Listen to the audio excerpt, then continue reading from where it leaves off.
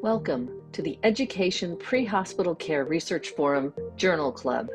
Here in our PCRF Journal Club, we promote evidence-based practices by critically evaluating the latest science in emergency medical services. We hope our discussion will help advance EMS practice. Through the generous support of our sponsor, Limmer Education, we can make science more accessible and understandable.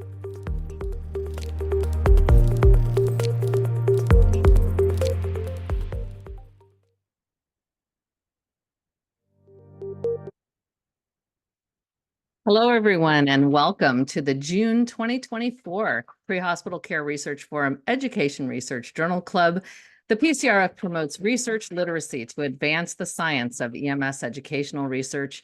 And here with the PCRF Journal Club, we take a closer look at some of the latest research happening in medical education.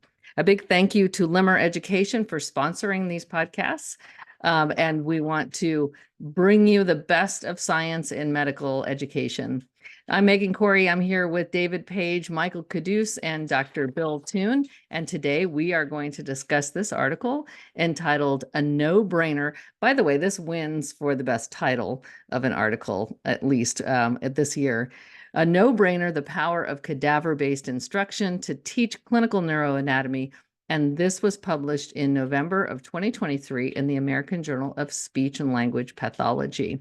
So thank you all for joining us today. We're going to begin. We want to remind you that you can use the chat feature on your screen to type in questions and chat amongst yourselves.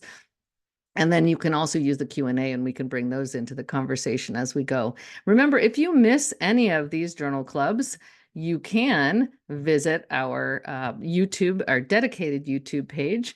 It's at youtube.com/@PCRF@UCLA. And we have our very own channel where you can get all of the past podcasts. But now, before we begin, I'd like to bring on David Page. We're going to have a couple of announcements. 2 days left. 2 days left. Announcements. This is a scout camp coming out. PTSD, whatever.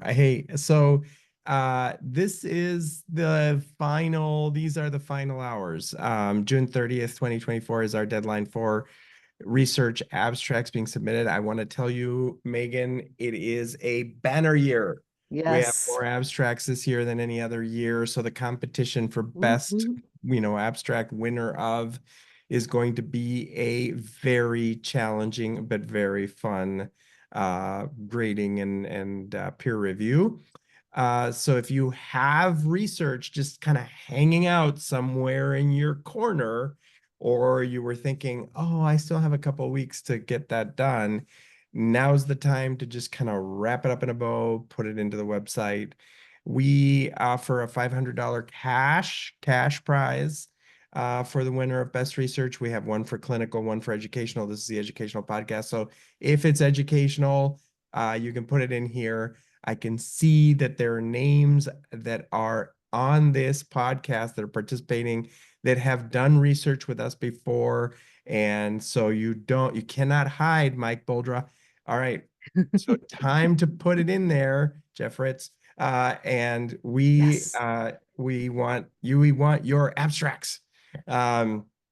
So the other amazing benefit of this is $2,000 in travel grant money to support the researcher presenting the abstract at an international conference. We have agreements and relationships with the EMS Asia conference. They'll have a February, I believe, conference in Thailand. And then in May, usually in the spring, there's something in the UK. If not, Australia is an option. So the Canadians are joining us this year.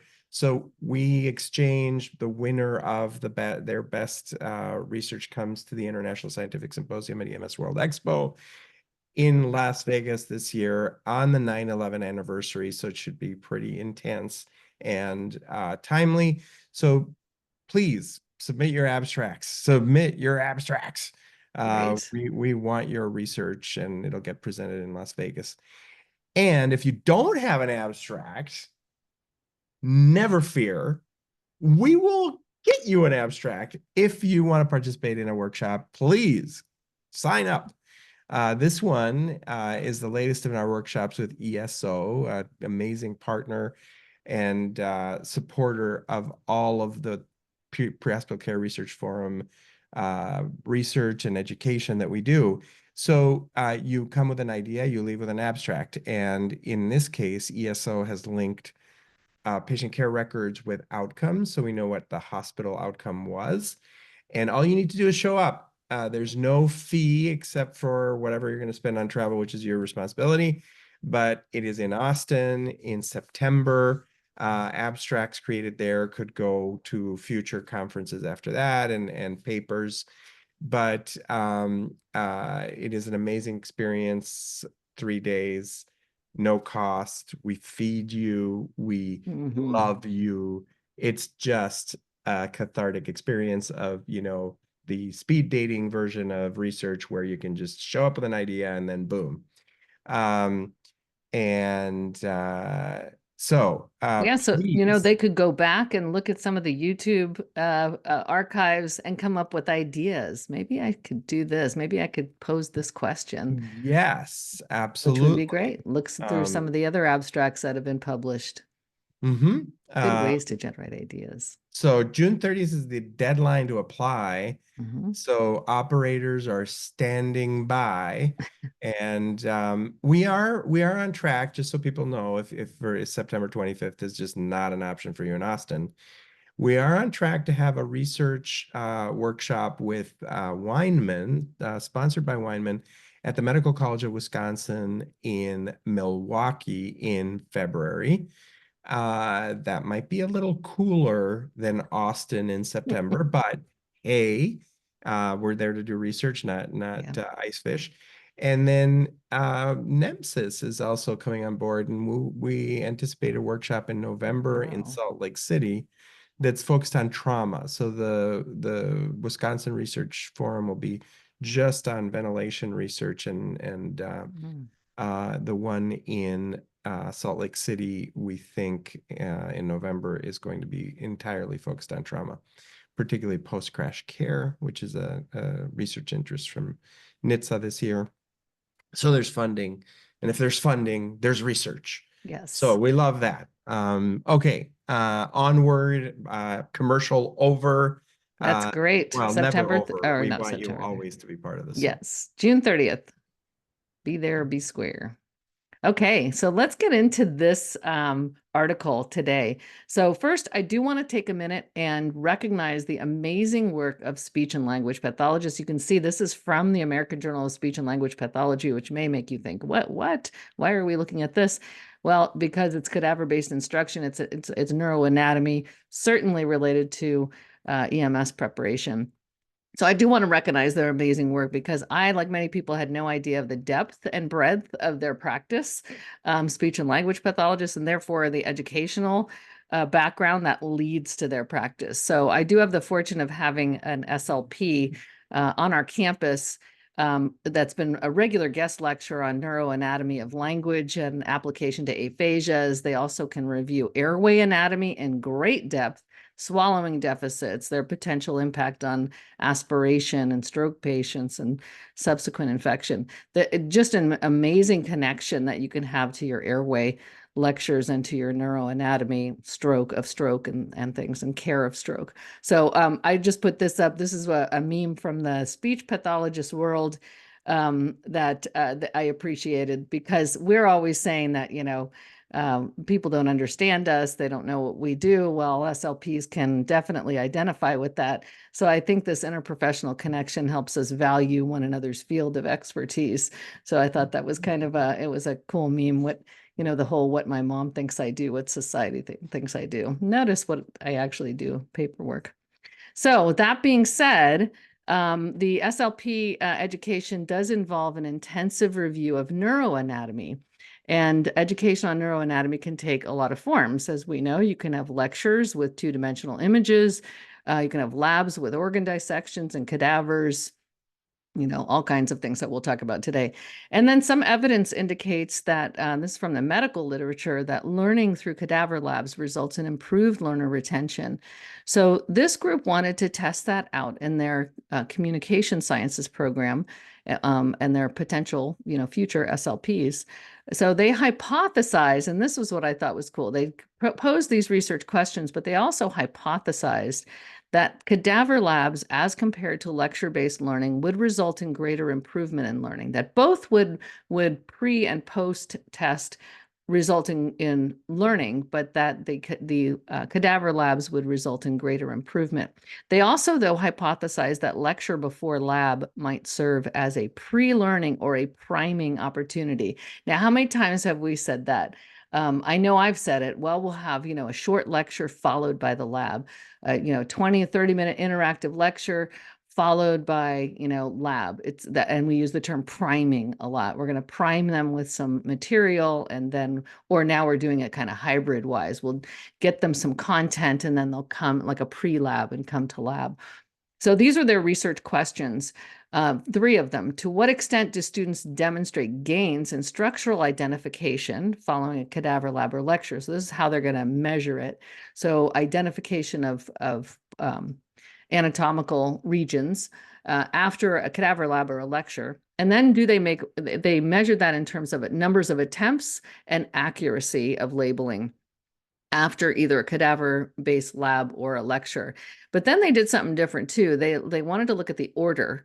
So does the learning experience offered first, whether it's a cadaver lab first or lecture first, influence the retention of the neuroanatomy concepts? Does it influence the accuracy and the numbers of attempts? And I think numbers of attempts might also get at confidence as well. So that's what they wanted to look at. So they used a methodology of crossover design. So everybody's going to eventually get the same education, but what you get first is going to be your group assignment. So they had 54 total students, and you can see it in this crossover design flow diagram. And they had informed consent of the 54 students.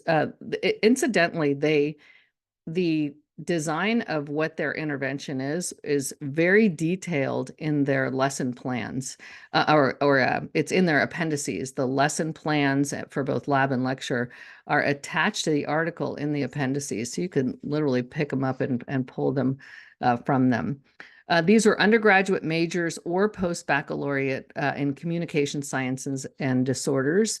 There, you can see that they had 54 total baseline testing of all 54, and then they stratified them by class rank. So after the midterm, they got all their scores. They had 2 people who were repeating the class, so they put them in separate groups. They fell around the same place on the scoring. They stratified them and made sure that they distributed them, or made sure that each one, was equally represented by class rank, each of the groups. So you had a cadaver brain lab N of 28 students, and the lecture, which was 26 students. And then they went through their intervention, which we'll go through. And actually, I can say it was a 1 hour. So your 28 students had a 1 hour lab, 4 stations, 15 minutes per station. Each one had a graduate student presenting with the student's interaction with a whole brain, a mid-sagittal, or they looked at whole brain, mid-sagittal, coronal, or transverse sections. It was important because they really made it steady at each of the intervention groups. So the cadaver brain lab had 4 stations, 15 minutes each, 1 hour total, and each station had a presentation of one element, a whole brain, a mid-sagittal, a coronal, or a transverse. The lecture was 1 hour. It was conducted by the course instructor, so contrast that with the graduate students in the lab. And that course instructor included images of those labeled brain specimens with the same views, same 4 views, 15 minutes each. So it was very much held steady for each of the groups.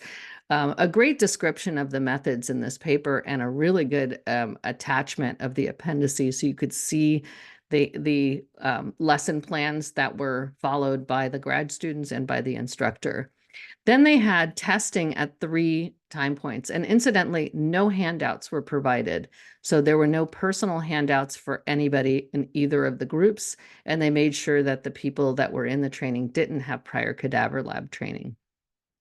So they had testing at 3 time points, baseline testing, and then post initial training. And you can see that here. So you had baseline testing, then post initial training, and then a follow-up 1 week after baseline and once crossover training was complete. So they had after the initial training and the post-training testing, the students from one group went to the other. So the people who had the lecture now went into the cadaver brain lab. The people who had the cadaver brain lab now went into the 1-hour lecture. And then they did the follow-up testing. So that was the methodology. I think I got most of that right. And you guys can let me know if I'm missing anything here. One thing they did do was after the entire thing, and we were kind of talking about why after, they had the students take the VARC survey, and the VARC survey is that, self-reported learning style. So Michael is wondering, I know you were wondering, maybe it was a reviewer comment that, of their, that had them say, hey, maybe you should do a self-reported learning style. Yeah, I just thought it was interesting. I was like, oh, I'm gonna go take the VARC now and see if it see what it says. But I think it'll be interesting. We'll get to the results and there'll be a little bit in there. But I think there continues to be this misconception that this is how people learn and they learn best, despite the fact that there's really limited data to suggest that's actually true. So Yeah. we'll see when we get to the results if it makes a difference or not and proves us right or wrong. Yeah. Yeah. And that's, I think the real point of it is not that there aren't self-reported learning styles. People can, I mean, we were talking about it. We get our students come up to us and say, I learned best by doing this, or I learned best by doing that. Whether or not that pans out, that's where the evidence is lacking, that, your self-reported learning style actually correlates to any kind of intervention. I think it's like my horoscope. I'm a Taurus, so that means that I learn better in February or whatever. Yeah. Well, I'm not sure that the alignment of the stars impacts my learning. And similarly, this is how students report that they learn better. Again, there's really lacking evidence that says my horoscope impacts my learning, just as there's limited evidence to say a self-reported learning style impacts your learning. But we'll see, maybe their results prove us wrong. Yeah, and then the thing that I thought was good that they did this, whether it was done because a reviewer said you should do it, or whether they decided to do it later. It was done afterwards, so I don't know if anybody would come out different if they did this test before. But the real point was to compare the groups to make sure that you didn't have more kinesthetic learners in the cadaver lab group, or more of one self-reported visual learners or oral learners, auditory learners in the lecture group or something. And so what they did demonstrate was the self-reported primary learning style by group was not different between the two groups, which is important, so that you didn't have that as a confounding variable. So I guess that was really the big thing. So let's start looking at then what happened. And then if you guys have any input, just pop on in. The inter-rater reliability was the first thing. It was very strong between the raters who were scoring. So that's always going to be a question too. Is there, a difference between the people who are actually scoring their exams? So what they did was the students they went through their intervention, and then what was their testing? Their testing involved labeling. So they were given a couple of blank, and actually at 2 time points, I think there's 2 time points where they were given blanks. At baseline and at follow-up, they were asked to label as many structures as they can within 15 minutes. And they were given blank images of the exact same things that they saw. So this was, if you were live, you had the same pictures. So it wasn't even like they used different images of some, from a different book or anything like that. It was exactly what they saw in whatever intervention they were going to be in. So at baseline, of course, they haven't seen it. So they take a baseline, and they were asked to label as many structures as they can within 15 minutes. And then, so at baseline and then later at follow-up, they're given blanks. Interestingly, at the post-initial, so after the initial, before the follow-up, they were given their baseline and asked to correct. A practice that I think is a very good educational practice. You're given back your uncorrected document and asked if you need to correct anything based upon what you put in the baseline. So you hand in your baseline, they score it on the side, and then they hand it back to you at post-initial training and say, if you want to correct anything, put a line through it and correct it. And they accepted, they went through excruciating detail about what kind of things they accepted and didn't accept, because you're going to have some variability, because this is free writing. It's not matching or multiple drop downs or anything like that. It's actually writing in the labels. So, and then they talked about what was it, illegible or whatever. Yeah, I thought that discussion was really fascinating. We live in a world where we have a lot of educators sort of concerned, panicking about the clinical judgment, technically enhanced items on the National Registry, where students are matching, right? They're matching. It's retrieval practice. It's these groups of things go together. And this paper does this amazing job of getting deep into, so is it accurate? Are you remembering the right word? And then how accurately are you matching? And it wasn't, I thought that the creating that rubric, if you will, or grading structure in order to be able to get at the finer differences between just remembering is really kind of a key in this paper. So if you have a super simple, stupid test that says, what's the brain, then you will detect no difference in educational practices, right? Because you're asking, your end outcome is measured with an instrument that's just not sensitive enough to detect a difference. So oftentimes when we see educational projects and they say, well, here's an example, you did a 3D visualization of a scenario and that resulted in improved critical thinking. Well, how did you measure critical thinking? Well, we gave a test. Well, what test was it? And did it really actually measure critical thinking? So this is the same. In this case, and on that project, believe me, it was really actually measuring, higher order thinking. In this case, their ability to detect a difference between one learner and the other, because they were using a very sensitive instrument to detect accuracy and retrieval memory, is actually part of the yay of the paper. The do-over, the concept of the do-over too, I really like that. Yeah. And the do-over without providing the corrections. You have the intervention, and then you hand, so often in EMS training, we're like, okay, we don't have enough time. We're going to do this once and move on. Once you hit that point, milestone, that's it. We move on. There's, you very find little the gap, but you never fill the gap. It's like, yes. oh, you don't know this, but good luck. You're going to graduate. Diabetic patients, they won't really need your care because you didn't understand that part, but you got cardiac arrest down. So I guess you're going to graduate. I really, this is that sort of special forces concept of like, nobody finishes until they really actually get it right. And find the gap, fill the gap, find the gap, fill the gap. So I love here's what you thought was right. Now compare it, because it is higher order thinking. It is you're differentiating, just think about the verbs I'm using. You're differentiating between two things and determining how accurate you were, and comparing it to other things, bringing in other knowledge, synthesizing.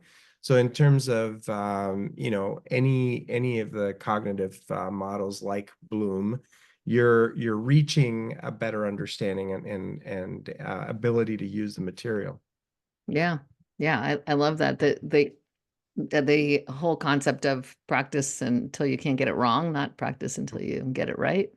I love that.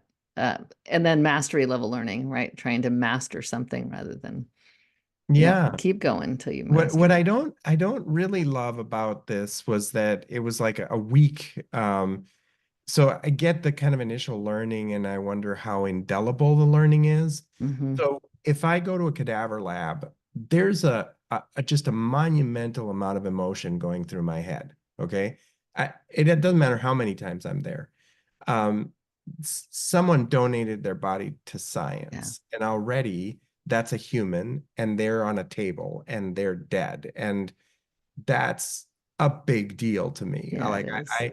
The smell of it, the experience of it is emotionally impactful. So regardless of what I'm about to do or learn or see, already I'm immersed into the senses, right? Mhm. And we know that that matters for memory retrieval. So the emotion and the immersion ends up being a very, cathartic kind of a stimulant to, Yeah. wow, I'm seeing something, and this is happening right in front of me. Now, on top of that, the active learning, which they address in the paper, the concept of structuring active learning. You have to draw a line and actually write the name. You're not just dragging and dropping, which I think we really got enamored with online, and I think it would be great if this paper had actually compared more modern online active learning exercises than just the lecture. We know that lecture isn't that effective, and kind of they've reproven this, but it's been proven so many times, it's like, why even bother? So I love Dr. Flores's comment he sent a private message here in the chat about why wouldn't you compare this to other tools that are audiovisual and 3D, especially with Oculus or other Yes. three-dimensional abilities to manipulate. We see things like the Visible Body Project or the Anatomage table. There's a lot of reasons why, they could have compared other things that might have been more effective. But going back to the sort of experiential part of being in a cadaver, a part of it is just a respect of human life that it is hard to teach. And I wonder how much of that emotion is involved in this partly this retrieval memory piece. Yeah. So I love that their instrument was sharp, just to bring it to a close, and that they explained how sharp it was, and the ability for the students to go back and fix it. So Bill Toon, did you have a comment? I saw your audio connecting, but I wasn't sure if you had a comment. That might have been just an audio. No, I was switching from phone to computer. Okay. I think you raise it, the authors do raise the issue of using cadavers and the importance of and what it can contribute. They didn't measure that as part of this research, but they do have a couple of mentions of an opportunity to discuss donors and connect with the human aspect of it. So I think that piece does put the cadaver lab itself over to the side compared to the tables in the virtual reality. But we had that discussion. I'm so glad to hear from somebody listening that we had the discussion before we came on. It would be nice to know whether two things. One is during a lecture using the 3Ds like visible body and those things instead of two-dimensional images makes a difference. And then the other is in the lab, which they actually have a great discussion about the lab itself too, about the interactivity, the small group learning, the connection between the students. There's that whole piece of it too that is different. The one-on-one with a graduate student, and then whether did that have to be a cadaver? Could it be an organ? Can it be an iPad with a three-dimensional image? Can it be a virtual reality, program? So all of those questions came up. And guess what, folks? Those are all research questions. Get to work. So anyway, let's look at these results a little closer, and then we can bring those up. But those are just there's a bunch of research questions in there, and maybe there's some research out there we can start looking at too, related to that. Okay, so this figure actually shows pretty much their results, but then they break it down into each table, because first they separate out the two different measures by total labeling attempts on the left here, and then by numbers of accurate labels. Then they did what's called a linear mixed model, and I'm not even going to approach attempting to explain that unless somebody else can. But they really wanted to look for the interaction between group and time point, because if a person, you could say, well, the accuracy is going to be affected by the number of labeling attempts. If you attempt more, then you're more likely to be accurate. And so they wanted to look at that interaction and kind of tease that out and see if they were actually seeing a true effect. So what you can see from here is you're seeing the comparison not only by time point, but you're seeing it by group. So is there a change between, first of all, how did both groups do at baseline? Then how did they do it post initial training and then follow-up? And then the difference between those time points, and then also the difference between the groups when it comes to labeling attempts and the accuracy of labeling. So now we can start looking at the group comparisons or the individual tables. So this first one is the group comparison on the total labeling attempts. And so, I mean, not to bury the lead here, but you can imagine where it's going to be headed. You're going to see a difference between the two groups, lab first versus lecture first. You could see that in the first figure. Both groups improve from baseline to post initial training. So you see both of those just looking from baseline to post initial training, they both improve. And then from post-initial training to follow-up, you see, and remember, this is when they cross over. So they've crossed over to the other side. The interesting thing is we're not seeing the difference between the post-initial training and follow-up in the lab first group, but we are seeing it in the lecture first group, meaning that after they got the lab, they came up. Overall, though, the scores are, again, the difference is seen. The advantage is seen in the lab first group. So then they take the view from the point of each group, and they look at time point comparison by mean difference between each time point. So that way you can see post initial to versus the baseline. So going from baseline to post initial, the lab first cohort, you can see the gains, but then follow up versus their baseline.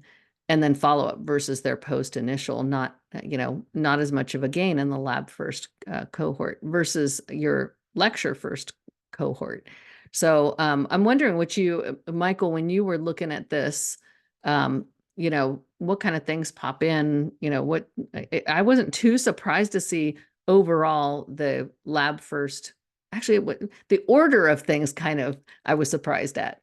Yeah, I was also a little bit so all my anatomy and teach and physiology stuff is like, instead of you filling in a picture, if you have access to the cadaver lab, we test in the cadaver lab. So Yeah. you do like a pin test or something like that, as Mhm. opposed to like, here's the picture. I suppose if you had people, this study was set up such that you didn't have people in the lab. So I guess that maybe makes sense to do it on a piece of paper.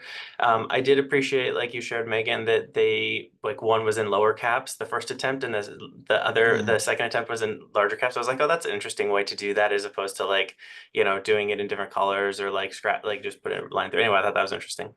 So I guess I wasn't too shocked that the people in the lab probably that would be my assumption, is that you got to sort of model a brain and play with a brain. You probably have a little bit better understanding of neuroanatomy than a PowerPoint presentation. Yeah. I highlighted something more specifically, the mean group difference at post initial training was estimated to be 8 times more attempts by the Yes. lab cohort first. And I didn't know, and you can help me clarify this. Does that mean they just had more guesses, or that they had, like, to me, it didn't mean like they had more accurate guesses. They just guessed more? Yeah, they took more, they labeled more things, Yeah. basically. So I'm wondering if that was, again, are they measuring confidence? Are they measuring, knowledge? And then accuracy is the next thing that they looked at. Yeah, and 4.4 more attempts by the lab cohort compared to the lecture first cohort at the follow-up testing, which sort of flips it and says, okay, I guess over the long term, the lab group had more guesses. But again, like I was more concerned about like accuracy. Like I could Yeah. guess all day long. You start giving me brain structures, I'll keep guessing. Yeah. So I thought those were good. You went to, I had to comment on table 3 or table 4 too. Table 4 is the accuracy one. So I just Yeah. flipped to Oh, that, but I perfect. can go That was, backwards. yeah, that's good transition. So what did you make of the accuracy stuff? So they're saying there's significant differences, or significant group differences at both of the subsequent time points. So we're seeing lab first and then here, and then lecture first here. And initially you're seeing kind of the same numbers in accuracy. You're not seeing much of a difference from in the lecture first or you do see a difference, from one time to the next post initial training, but you see the greatest gains after follow-up. So after they've crossed over into the other, between the initial and the follow-up. And you do see Yeah. some gains there as well. Whereas in it just seems like the lab first, the lab makes the difference. I mean, everything here seems like the lab, no matter where you put it, it makes the difference, but the greater gains are seen when the lab happens first. And that sort of, I guess, passes my sniff test. I'm sure it passes yours too. Like the people that got to be hands-on in the lab had could at least replicate the testing environment more. I don't want to say they learned more, but certainly the goal was to test whether they remembered it, and by their testing mechanism, they proved that. I thought it was interesting. The post initial training, we saw the biggest gap, and to that point, the biggest confidence intervals. You saw a wide confidence interval across the board, just generally because it's a small sample size, which doesn't blow our minds. But at follow-up, so the lab first group had, and I believe this is an average, a mean of 24.6, and the lecture group had 19.8. So they actually got a lot closer together. And so the farther out we got, the lecture group actually like improved by 5 points or 5 questions in essence, where the lab group only improved by about 2.5. So the lecture group actually was sort of like gaining in their knowledge over time. I thought, gosh, I wonder if they're doing review in the classroom. Or like it would seem to me to make sense that this meant the learners were building on what they learned initially. So what you did was you started the initially in this class, you got some people a better head start. The rest of the class got there or got close. But these people got a bigger head start. I think that matters, especially if you think, as we extrapolate to EMS education, anatomy and physiology are oftentimes first. So this helped you get your students a better, I don't know, head start is sort of what I took from it based on their time intervals and their means, though. I don't know. Yeah, and this was the last table in theirs is gives you kind of the range of scores too, so you can see kind of where their scores were at. That one kind of helped me a little bit. So you see they have significant differences between groups. Again, everybody gains, but it looks like the lab first gains comes out higher here in between when you're looking at comparing the two groups. If you had lab first, even though everybody had the same education, it was the order of things. They seem to have gained more. And then you look at the range, the ranges are pretty broad. I mean, you're still seeing, but again, if you put them on a scale, you're seeing the higher scores in that lab first cohort at follow-up. Yeah. So yeah, even with one of them being 100% or somebody, I don't know how many people got 100%, but that's the range. I would have been interested to see like what's the difference between a 95 and 100? I don't know, but in our grading scale, that's still an A. That gets you an A across the board. So I would have been interested to see too if they would have broken this down by how many students got A's, B's, C's, and D's. Because at the end of the day, that's what we count, or that's what the student ggets to see. So that was my simple thought. I wondered because same thing, a 63, which is the low score for the lab cohort, and a 39, which is the low for the lecture, are both failing grades. Yeah. So one substantially lower than the other, but at the end of the day, they're still, there. So I thought that was I would have liked to seen the breakdown of the grades because the percentages could mean something, but maybe they don't mean anything. So I don't know. I thought that was interesting. I would also thought that for the lab first cohort, the grades went up again about 7%. This is what struck me from the last one. They went up about the same percent on the lecture first cohort. Granted, they started lower and ended lower. They went up about the same. So to me, that tells us something about the testing methods is, again, we got the people a bit of a head start by putting them in the lab, which is good. We want that. That's what we should do. But then over time period, they gained the same amount. So to me, there's something there in terms of what are you doing to get your students ahead early on, because they are maintaining the same amount of knowledge as the other group did. So I don't know. And what instrument are you measuring with? Again, if all you do is memory retrieval, then the gains after the lab are going to be equal, and the students are going to be able to retain because they participate in both things. I find it amazing and want to just continue to tell educators, we're in love with lecture first, and it's just not necessarily actually yielding what we think it does. And so active learning, experiential learning first may be getting us further faster.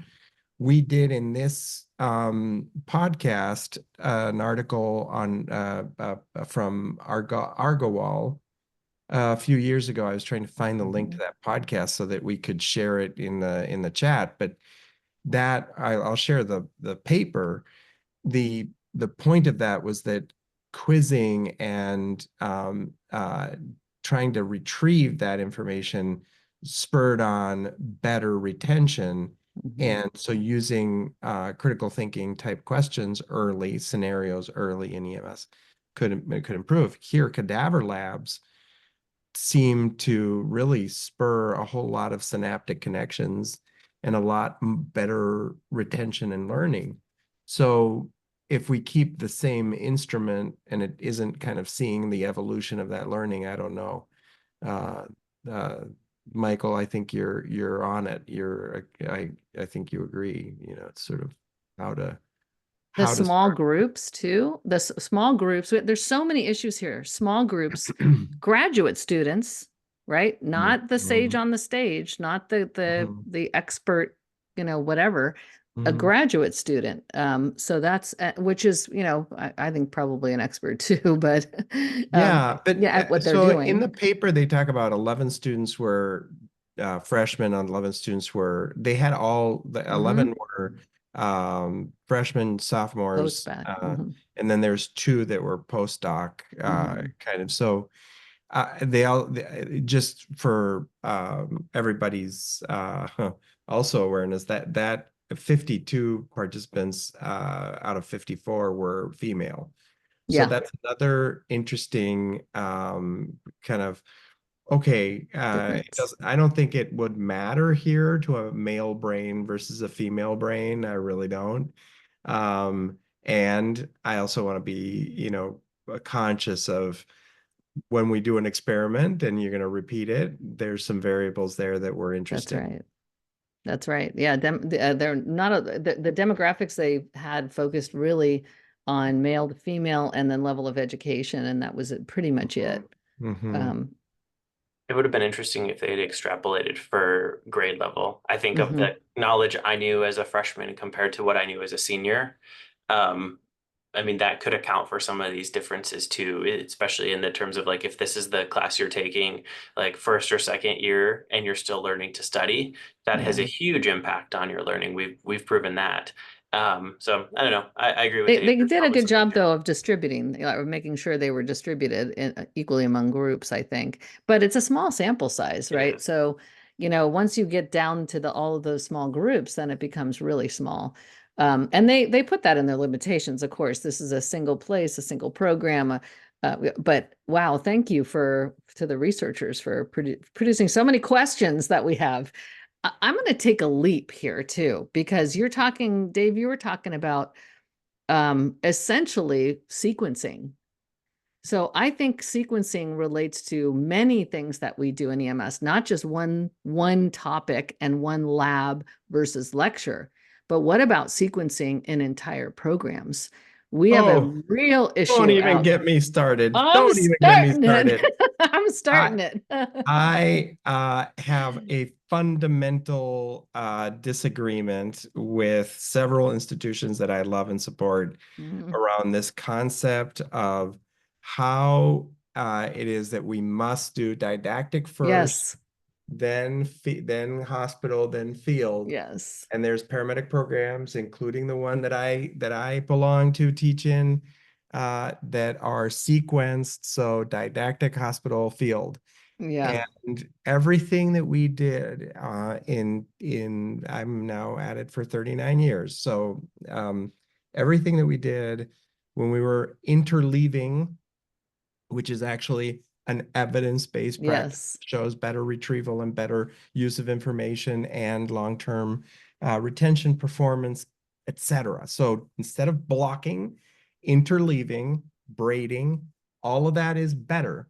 And in the case of clinicals and internships, it just makes perfect sense to have students exposed to the field early, Yes. see what they're going to be doing, see how the patients come in, then come back into the classroom and go, what was that? Now, I actually think, Megan, we do this, and we do it very improperly in a very discriminatory way by forcing people to have 6 months experience at an EMT job before they come to paramedic school. So we're actually exposing them to ambulance contact that we want them to actually then be able to retrieve during the call. But for people who are starting in the profession, don't know how to get an EMT job, or worse, EMT jobs that really are just transport back and forth to, not just, they're taking people home from nursing homes or back to their homes, and they're not being encouraged to utilize assessment skills, right? Correct. So people there's not a lot who of use encouragement. them, and people who don't.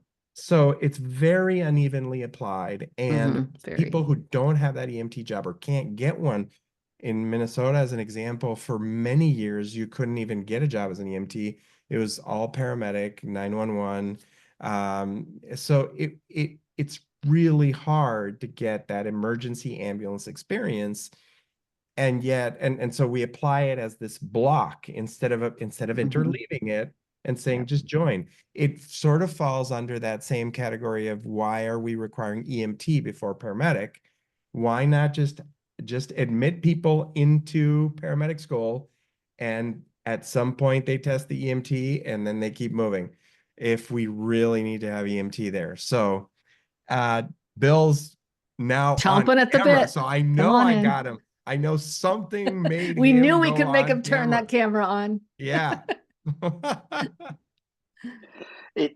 I can't disagree with you, Dave. And I was fortunate enough, and I believe there are programs out there that do what you're talking about, and I think they exercise things even a little bit better.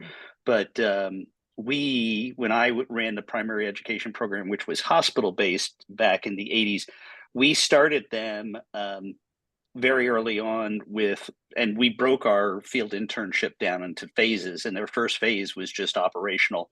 And they started from, the first day of class, they were already signing up for their ride-alongs. And then we also did,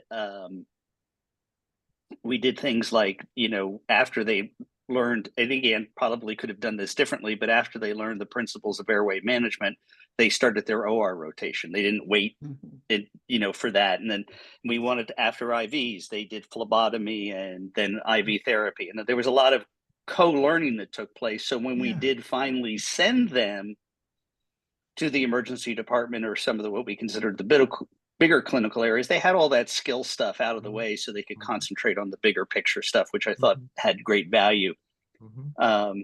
I don't know if they Amen, brother. Amen. I don't know if they still do it, but when I went to Seattle, the Resuscitation Academy back in 2010, I did a ride along, and there's two students on the ambulance, which I really like because they make them work as Delaware partners. does that too. Yeah. They have two on there. They make them work as partners. Which I thought was great. But the other thing they do is when you're assigned to the ambulance, particularly if you're on, I think it's Medic 1 and 2 that are right across the street from the school. When you're assigned to those, when you're assigned to those units, if you're in class and a call comes in, you go on the call. You don't sit Yeah. in the classroom. That's right. The priority is the call. Yeah, the opportunistic learning moment is here now. We can deal with the Yes. rest later, And including the ER. So the ER is across the street, same story. The medic one, the ambulance is parked in the medical center. It's physically there. Yeah. And so the relationship between the medics and the Yeah. doctors is so tight that there's a paramedic student in the bay, they're going to be in the ER until there's a call. And to me, that, it is brilliant. It's just not only do you follow your patient through and are able to have a great collegial relationship with the nurses and doctors, but it's actually the beauty of that experiential learning interleaved with what did you just learn? Go back and study some more. And yeah.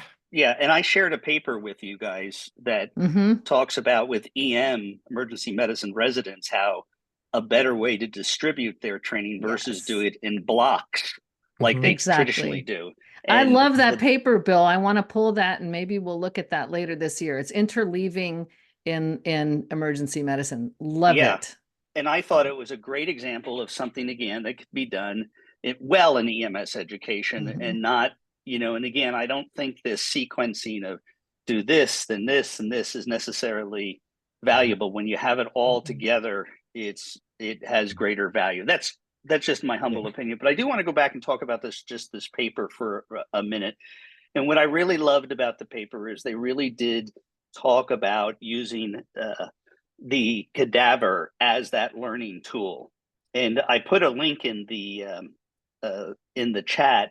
If you've never read the book called The Knife Man by John Hunter, I would encourage you to do it because John Hunter was an early anatomist and physician surgeon. And it talks really about how hard they had to do to teach anatomy, but all the wonderful things that he did. He created all these wax figures of not mannequins, but from cadavers that were used for future study and everything. But it's just fascinating compared to what we deal with cadavers now versus then. You could only do anatomy classes in the winter. You couldn't do them over the summer because the smell was too great. You had to have a cold environment. But it also talks about that it was outlawed. So there was some of the greatest people who did body snatching were early surgeons and anatomists to try to learn from the human body. So there's great stuff there, but it gets back to the value. This is a great value of getting them hands-on. And I think one of the sad parts that's happened is anatomy, getting people into the morgue, to see an autopsy, and the more they see, the better the experience is for them. And the learning, I was fortunate enough to go to the New York City Medical Examiner's office for our mortuary training, and it was phenomenal because they have 10 tables going at one time, and there's a lot of teaching they'll do right at the table while you're there and stuff, and it's a great experience. And there used to be an old video that was on, I think the video was from something called Emergency Medical Update, but they had created a series of autopsy videos, really focused and really well presented towards just paramedics. And that we got a hold of those, and I was on the board. I was on the board for Emergency Medical Update. I went down there with we used to use those. Those are great, but phenomenal. We need a new one. Yes. Yeah, they're gone. I think I probably still have them on VHS. Oh, I have this. I actually used one of those clips that I took off of a VHS tape during my abdominal pain talks. But you're so right. And it is so impactful to actually see the liver come up out of the body. And you're like, wow, that thing is big. Those are fresh cadavers too. Bleed, very. It's amazing, and the educators that did that in Texas are amazing. We really owe it. And it was just it's an excellent tool because there's some things that are difficult to reproduce year after year in the experience. And so when you can do that, think of I'll say another thing is that, and there's probably not a program director on here or an instructor, getting male students into the obstetric ward to see a delivery.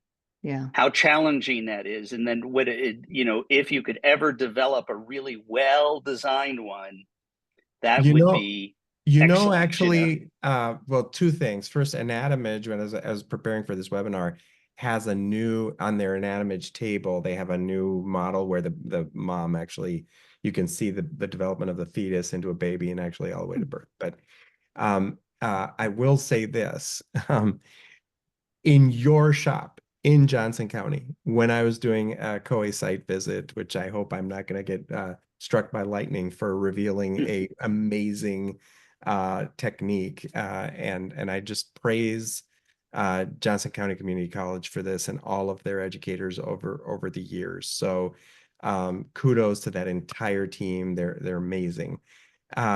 They send their students to the nursery, and the nurses in the nursery show up early to make sure they're there for the birth. And so I saw inordinate numbers of births observed in that paramedic program. And I was like, what do you do? And they don't go to the OB ward. There is no, they're going to the nursery and they just show up early to the birth. So you're dead on as far as amazing and important experiences being smart about how to get them, and knowing the social context around gender or gender identity and ability to be in certain spaces. Tim Howie actually did a research project about paramedic students not being allowed, male paramedic students not being allowed to the OB wards. And I'd love to see some interventions there that would be helpful in order to be able to get the paramedics more experience with this. So not just enough to show bias, but how do we, correct the bias or assuage the fears of the moms or the nurses who are saying, you're male and you don't really belong in this room. So somehow, but I do think augmented reality in this space would be unbelievably helpful. A 3D augmented reality goggle combined with a mannequin where you can have an experience of, whoa, this looks very real. And this is really a baby and I'm putting my hands there. And whoa, with I personally, I think that would, that's one of those applications that we're waiting for all of it to mesh together and have the technology to do. But obstetrics is I think a great place to do that. Just to touch, we need to get Rob Terrio here because he's been doing so much work with video. I mean, with VR and stuff. And he could really, if you want to talk about someone who's paying attention to it, but there's no question, technology of the future is going to give us opportunities we never had in the past. And so I do look forward to those changes and stuff and the ability of enhancing our, so we have people that feel confident when they're out there doing it, for their, on their own for the first time. So it's going to happen. I do look forward to it. Maybe I do not want, why I'm around, but it will happen. I'm totally into the tech. I'm saying yay, and let's see how we can make it even more powerful. Because we're really talking about cadavers today, and we're at the top of the hour. I'm just going to wrap it up by saying cadavers are amazing learning experiences, and connect with your local bequest or university programs that already do that, because we were able to get paramedics to go through any number of very complicated procedures in that. And Scotty Bollitter in San Antonio has an entire lab devoted to that. I think it's also about the respect and history of that human that you're learning about. And so it isn't just a lesson on this is what a liver is. It's also about this is so-and-so, and they really, this is their trajectory and course in in life, I think there's just a lot of affective behavioral boost, as well as the kind of mechanical learning application. Yeah. Well, Michael, do you have any final thoughts? We're at the top of the hour. Yeah, I saw that. No, I thought echo what everybody else said. I can't say it any better. So that'll wrap us up. Yeah, thank you so much Thanks to the for authors. helping us, and thanks to the authors Yeah. for generating not only a great piece of research, but lots and lots of follow-up research questions and great issues and great discussion on sequencing. So thanks everyone for joining us. Remember, we're going to be here in July this year, Friday, July 26th. If you're around, join us. Bringing competency-based communication training to scale. So now we're going to talk about those other skills, communication training. This is a multi-institutional simulation-based mastery learning curriculum for EM residents on breaking bad news. So love this. This is about training. This is about bringing it to scale, about networking, combining our sites and doing some research together. We're going to have a great discussion July 26, 10 a.m. Pacific, noon Central. So join us. But if you'd like a little dose of clinical research, you can join the PCRF Clinical Journal Club on Monday, July 8th with Drs. Remley Crow and Antonio Fernandez. To join us live each month, please register at prehospitalcare.org. And remember, you can find all of our archives on the YouTube channel. Thanks very much for joining us, and we will see you next time.